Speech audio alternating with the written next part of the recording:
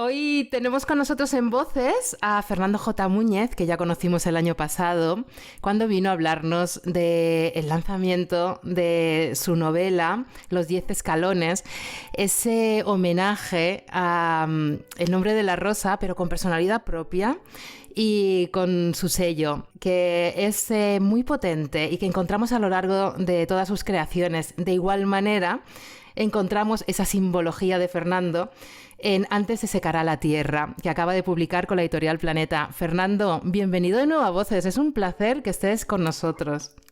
El placer es mío, es un privilegio, Lorena, ya lo sabes. Fernando, para quien no lo conozca, es licenciado en filosofía y tiene una formación muy sólida en cinematografía, y esto se nota en la manera que tiene de presentarnos tramas intensas que van increciendo, sabe mantener muy bien esa necesidad de seguir leyendo, pero que nos invita también a leer entre líneas, en los silencios de los que hablaremos a lo largo de la entrevista también, y en una simbología muy potente, en este caso ligada a Galicia, que es el escenario principal, digamos, la tierra de la que vamos a hablar.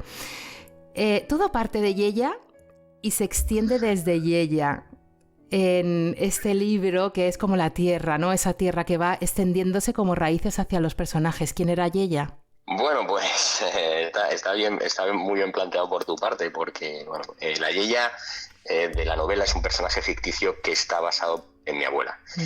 Nosotros a mi abuela la llamamos Yella. Era gallega, igual que mi abuelo, los dos eran de Galicia, y bueno, era una persona que no tenía ningún tipo de ansias de riqueza, ni tenía ansias de fama. Era muy tímida. Si supiera que estamos hablando de ella, no le gusta. Se metería debajo de la manta y no querría salir. Me diría, ¿pero qué estás haciendo? ¿Qué estás haciendo? Y entonces, bueno, lamentablemente con su fallecimiento yo creo que fue una de las cosas que me hicieron escribir la novela de Antes de secar la tierra, y de alguna forma inmortalizarla. De hecho, mi primo, uno de mis primos, que está leyendo la novela y se ha leído esto, me escribía a WhatsApp diciendo cuántos recuerdos, en cuanto lo he leído, cuántos recuerdos me ha traído.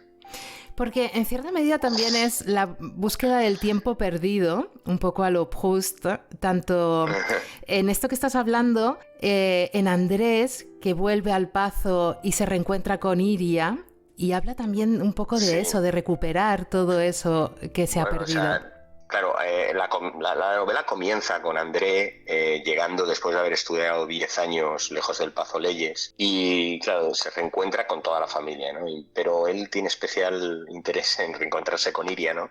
Iria es su medio tía, y entonces digamos que ese reencuentro, ella llevada por ese espíritu de verle de nuevo, porque son como uña y carne, le besan los labios, y eso empieza a despertar en ellos algo más simplemente que el cariño que se han tenido durante toda su vida, ¿no?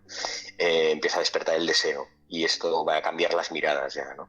A raíz de ahí, digamos, esta historia de amor tremenda entre ellos va a vertebrar esa lucha entre las dos grandes familias que son los Castronavea, de André, Iria, y al frente Don Dositeu, y del otro lado, de la parte de León, de Ponferrada, la familia Ordaz, dirigida por Don Isidro. Es visceral por momentos, evidentemente, como debe serlo, ¿no? Cuando hablamos de pasiones humanas y de negocios, y cuando lo unimos todo. Sí, porque las familias realmente, en el caso de los Castronavea, que son gallegos, potentados, muy atados a la tierra, a la tradición, a las palabras como lealtad, honor, todo esto está muy en ellos, ¿no? Porque al final, para Don Dositeu el legado es muy importante. De hecho, incluso te diría lo más importante, ¿no? Cómo se va a legar y a quién se va a legar todo lo que significa el apellido Castronavea, quién lo va a dirigir.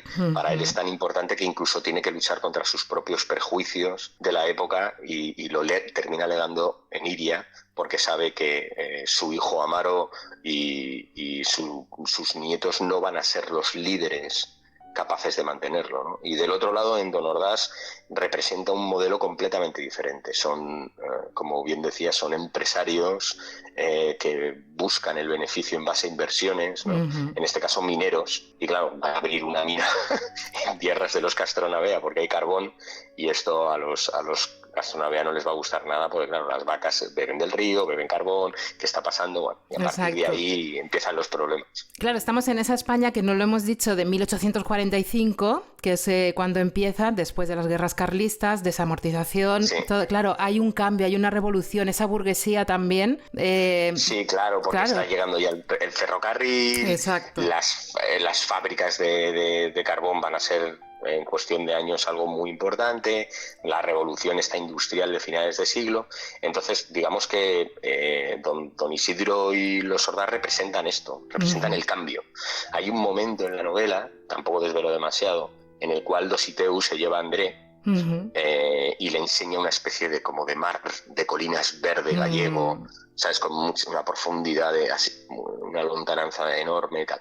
Y entonces le dice, esto que ves es lo que hemos heredado nosotros, ¿no? Sí. Hemos heredado esta tierra, pero puede haber gente que en esta tierra no vea una herencia a preservar.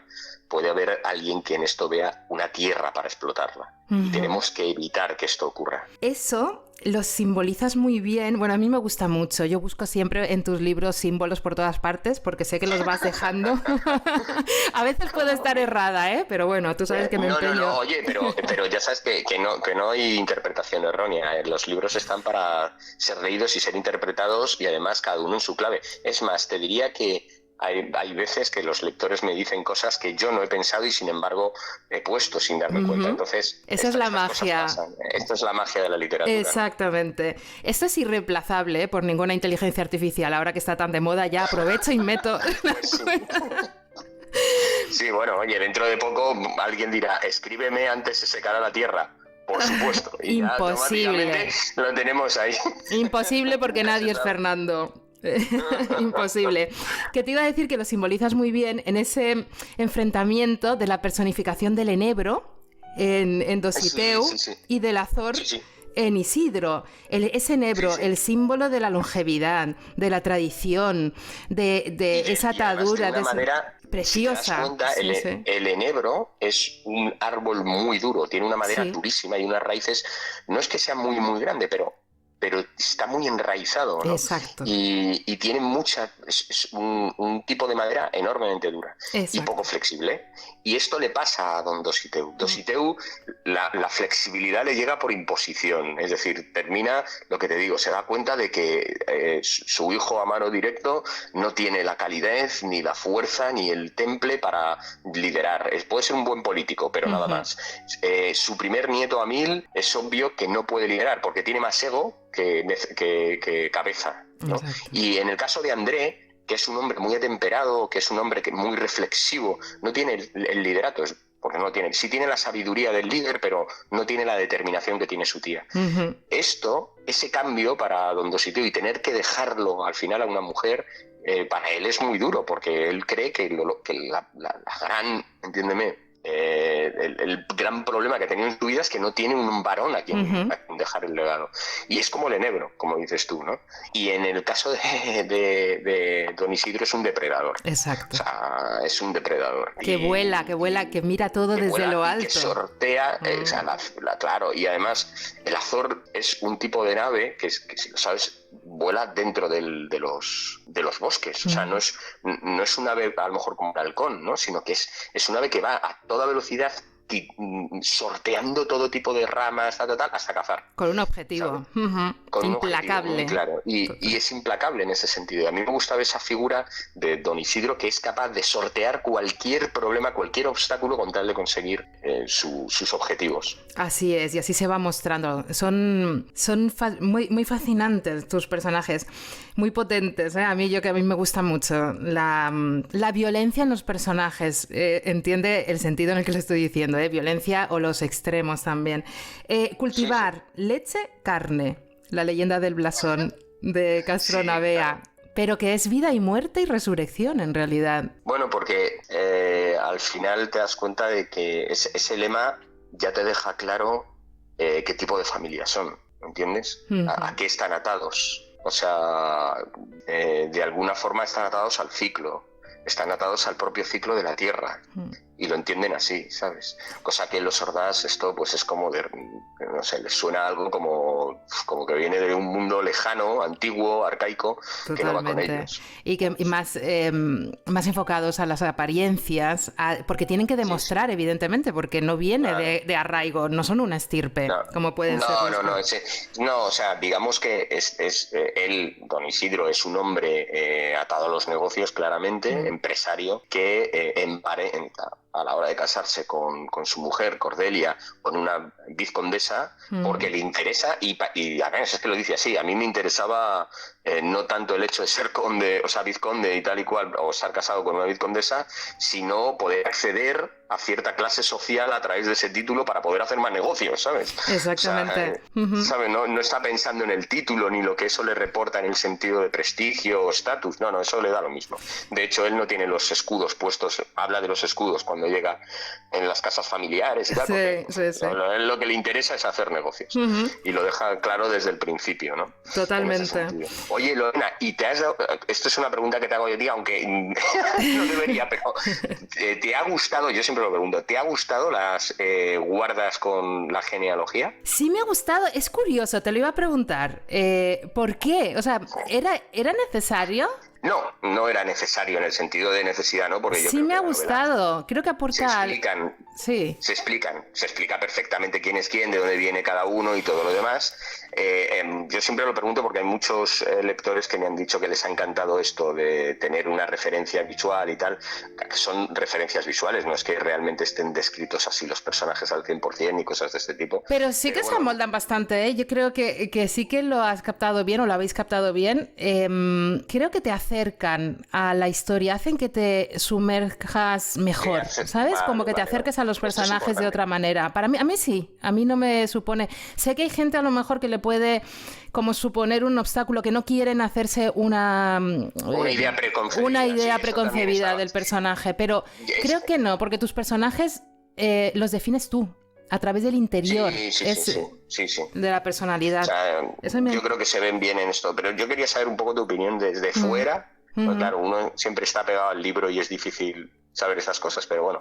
A mí me gusta porque también dice mucho de ti o de lo que quieres transmitir a través de la historia. Tú sabes que yo hago lecturas globales de todo. Abres las guardas y ves los dos árboles genealógicos, ya sabes que vamos a hablar de la familia. Es que vamos a hablar de la familia, o de las familias en este caso. Exacto, y ves el poder y cómo has querido enfocarlo, y a mí me parece muy interesante. Ya sabes que yo no disocio en absoluto al autor, evidentemente, de la historia ni de sus personajes. Eres tú, estás por todas partes, evidentemente, como ocurre. Entonces, a mí me das indicios, a mí me gustan esas cosas. Entiendo. Fenomenal. Hablábamos... Hemos invertido la entrevista, pero... No, por favor. Esto es libre, ¿eh? Aquí en libertad. Tú, como quieras. Hazme preguntas si sientes que o te apetece. Hablábamos de la expansión de la novela. La novela madura a lo largo de la trama de ese androcentrismo que vemos en la primera escena familiar, donde el abuelo está en el centro, evidentemente, es el abuelo enebro está plantado en el centro. Qué bueno lo de la...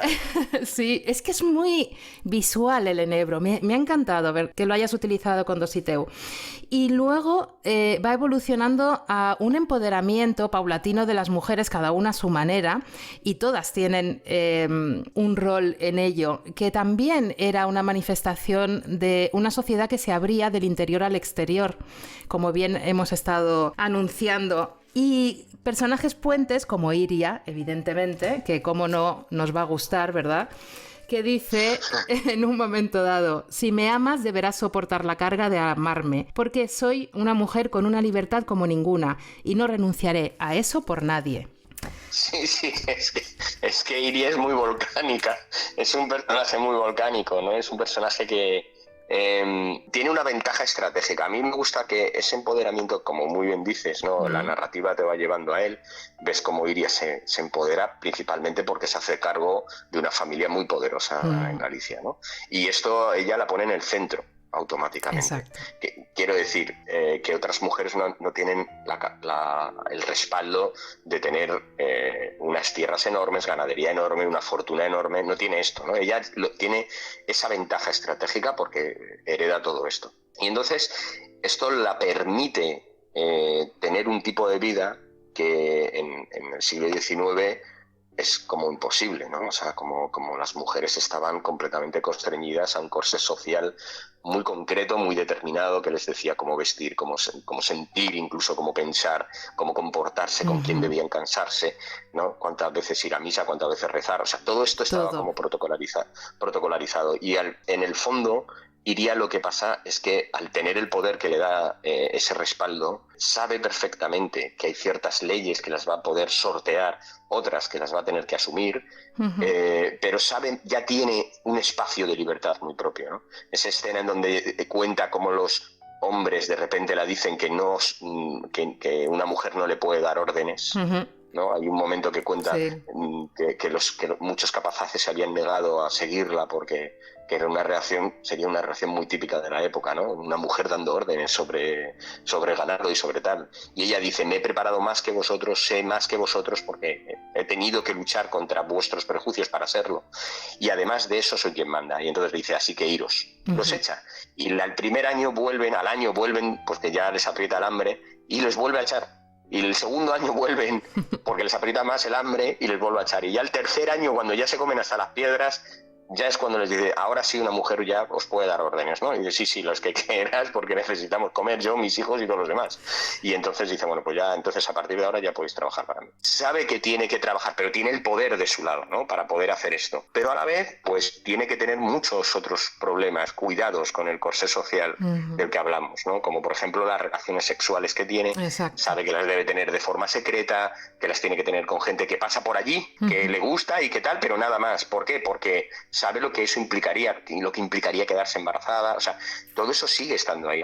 ¿Por qué? Porque el corsé social del 19 podía irse al traste, ¿no? La relación que tienen entre Iria y André es una relación que a día de hoy, el otro día leí una noticia en el cual decían que la Corte de Nueva York había permitido el casamiento entre un medio tío y una media sobrina, que es el caso en el que estamos. Exacto. ¿No? ¿Sabes? Es el mismo caso. O sea, todavía tenemos prejuicios sobre esto.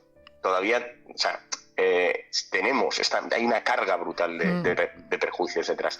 Y en todos mis libros siempre hablo de los prejuicios como un mal, porque al final los prejuicios nos limitan y nos condenan a pensar de una determinada manera sin pasar por el escrutinio de la razón, ¿no?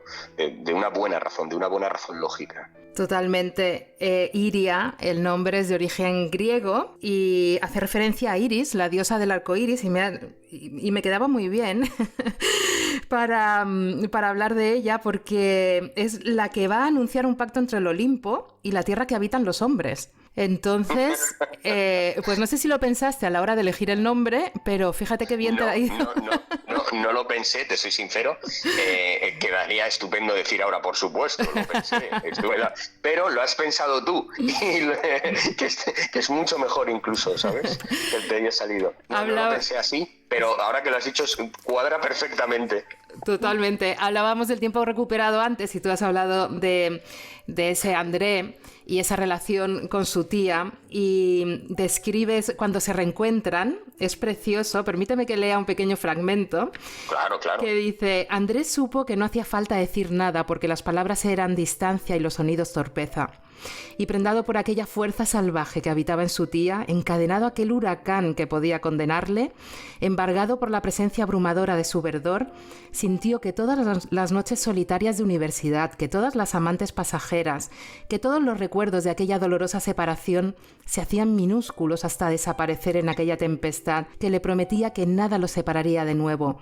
Nada hay en esta vida que quieras más que a ella, se dijo, y se dejó llevar por el pensamiento de que si alguna vez la perdía, él sería un alma hueca condenada a vivir para morir en vida. Esto no lo encontramos al principio de la novela, en ese silencio que hablan los enamorados. Es precioso. Es una declaración de intenciones, sin duda, de también la novela después.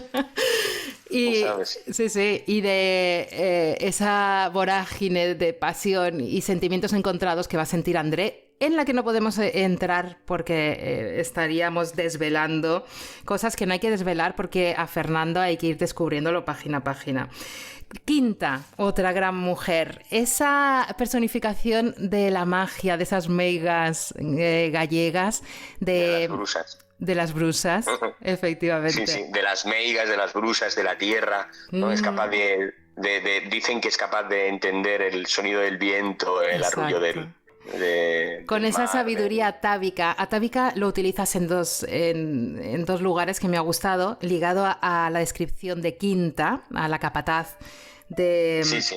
Esa mano derecha, digamos, de Iria, esa vuelta de la moneda, ¿no?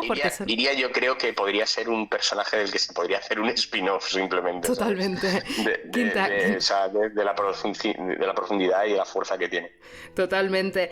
Y utilizas la sabiduría atávica de Quinta y el miedo atávico en un momento dado cuando Iria está pensando en ese corset, ¿no? De sentir algo por ese medio sobrino que tiene. Y atávico es una palabra muy potente, también muy ligado a la tierra y a ese conocimiento de las generaciones, que pasa de generación en generación. Es una palabra maravillosa. Es que para Quinta es lo atávico realmente, es incluso te diría es lo desconocido, es el enigma, es la magia, representa todo esto, ¿no? De Galicia, y además suele pasar en las tierras donde hay mucha frondosidad y el terreno es abrupto, ¿no? Si te vas a Irlanda o Escocia, siempre tienen mitos de este tipo, ¿no? No sé por qué, habría que estudiarlo si es así, pero esta es la sensación que tengo yo. Y Quinta viene a representar esto, es una niña que siendo pequeña se cría entre lobos, es adoptada por unos pastores que viven en una payoza perdido y su madre adoptiva ya hablan de ella como que es una meiga que le enseña remedios, que le enseña tal, y al final cuando tiene 14 años las tropas francesas matan a sus padres adoptivos y es Don Dositeu quien se la lleva con la Quinta del Empecinado y de hecho la llaman Quinta por esto, ¿no? Exacto. Y se pasa media vida en los campos de batalla, o sea, es una mujer que está atada al ciclo de la sangre y de la propia tierra y es lo que representa, ¿no? Habla poco, tiene esa especie de humor salvaje y agrio a la vez y claro, tiene una relación casi de hermandad, de hermandad con Iria muy fuerte, se comprenden muy bien las dos, tienen un espíritu en algunas cosas concomitante. Y claro, es lo que te decía, o sea, solo Quinta merece un spin-off. Totalmente, suyo, y dices de ella, siempre caminaba refugiada tras el silencio. Me parece una frase maravillosa. Sí, porque habla poco, no tiene nada que decir. Luego, el primer encuentro que tiene con los pastores, que cuando llegan, sin desvelar demasiado lo que pasa, no sé si te acuerdas que llegan en una tormenta, entran no sé qué, y luego viene la desgracia que provoca ya el enfrentamiento definitivo entre los hordas. Hay un momento de los pastores que le dicen, a esta le he enseñado, todo lo bueno lo sabe de mí, y lo otro bueno no se sabe, lo malo no sabe dónde lo aprendió. Y ella logra sonreír en silencio, ¿sabes lo que te digo? Y gasta una broma como muy agria, muy de, pues esto, de la tierra, una tierra ventosa, con lluvia, o sea, lleva siempre esto ella. Es que los silencios, es lo que decía al principio, en tus novelas son muy importantes, ocurría también en Los 10 escalones. Frente a y en La cocinera también pasaba. Claro, lo que pasa es que yo te hablo de Los 10 escalones porque aún no me he leído, me vas a matar, la cocinera de Castamar. Vale. Así que no, claro, sí, yo te conocí con Los 10 escalones, que bueno, que ya te dije lo que pensaba, que es absolutamente maravillosa. Y sí, que lo tengo pendiente, así que ya hablaremos de La cocinera. Bueno, cuando quieras, ya sabes que estoy a tu disposición. Frente a Quinta tenemos a Horacio Salvaterra, pero antes, como nos queda poco tiempo, me gustaría hablar de Cordelia, porque me parece muy interesante. ¿Y sabes a quién me ha hecho pensar? Bueno, yo no sé si... No, si dilo. Catalina de Medici. Totalmente. Bueno, pensaba que ibas a decir... no Catalina, la de los Borgia, hombre. Estaba pensando... la hija de... Sí. Que no me sale el nombre ahora. Lo tengo en la punta de la lengua. Bueno, saldrá. Pero sí, tiene ese punto de mujer fatal, ¿no? O sea, Cordelia es la esposa de Don Ordaz, para que la gente no se entienda, la gente, digamos, los empresarios de la zona de León, de Pontevedra, y es una vizcondesa, es una mujer que le hubiera encantado dedicarse a la política, pero siendo mujer no la dejaron, y entonces termina haciendo política con su familia, ¿sabes? Directamente. Exacto. Pero es muy inteligente, le encanta además tener a Don Isidro como una especie de proveedor de sus deseos, porque a ella lo que le gusta es pedir y que don Isidro lo haga, ¿no? Y además juegan a ese juego, ¿sabes? Y claro, es como, te diría, ella la araña del Señor de los Anillos, porque a su hijo lo tiene como si fuera, vamos, una marioneta, o sea, y ella toca los hilos como una araña que ha tejido la telaraña y su hijo está ahí dentro de todo esto, ¿no? Es cruel, o sea, hay momentos de crueldad terribles. Sí. Terribles. O sea, yo esta figura de ella, la araña, yo creo que es muy interesante, que está ahí detrás, ¿sabes? Absolutamente. Yo le estaba pensando en esa faceta de envenenadora que tenía Catalina de Medici, en cierta medida, porque Cordelia dirá, para doblegar a cualquier persona debes conocer sus secretos, y parece que suena una música así como... Sí. Hay una frase en Castamar, aunque no te la hayas leído, hay una frase muy parecida que dice Doña Úrsula. Doña Úrsula es Castamar cuando empieza la novela, es Castamar totalmente. Es el espíritu que hay en Castamar, es un espíritu de hierro, ¿no? Y dice una frase muy parecida, para poder controlar a las personas hay que conocer sus secretos. Vale, has traído ese espíritu aquí. En otros sentidos, muy diferente, porque Doña Úrsula es una ama de llaves que ha pasado muchas cosas y es como es también por lo que ha pasado, y tienen espíritus completamente diferentes, pero concomitantes en esto, ¿no? Uh-huh. Las dos piensan de esta forma, las dos piensan que si tienes, una lo piensa por supervivencia, es decir, Doña Úrsula lo piensa porque es la forma en la que se enfrenta al mundo, ¿no? Es decir, yo conozco tus secretos y te doblego. Y la otra porque forma parte de su espíritu, que es todavía peor. En el caso de Cordelia es una forma de operar en el mundo. Absolutamente, es que es terrible. Tiene unos diálogos, es que es absolutamente maravillosa. Y luego tenemos a Cristina, ya para terminar. Estamos haciendo un repaso a los personajes femeninos, casi sin querer, porque también hay masculinos muy interesantes, evidentemente, se complementan. Pero Cristina, claro... Todo el árbol genealógico. Claro, es imposible. Y Cristina, bueno, hemos hablado de Cordelia. Cristina es el espejo, bueno, el opuesto mejor que espejo. De Cordelia, brilla con luz propia y hace arte dentro de su rol, ¿no? Claro, porque Cristina, yo creo que Cristina, a diferencia de todas las mujeres que hay ahí, viene a representar la forma en la que las mujeres vivían en el 19. Es decir, la mujer que se casó de la forma en la que se tenían que casar las mujeres, que ha tenido un matrimonio de la forma en la que tenían que tener. O sea, representa ese tipo de mujer que durante el siglo XIX estaba constreñida a las normas sociales y no podía salirse de ellas, o incluso participaba de ellas de una forma activa porque no tenía otra cosa a la que aferrarse, ¿no?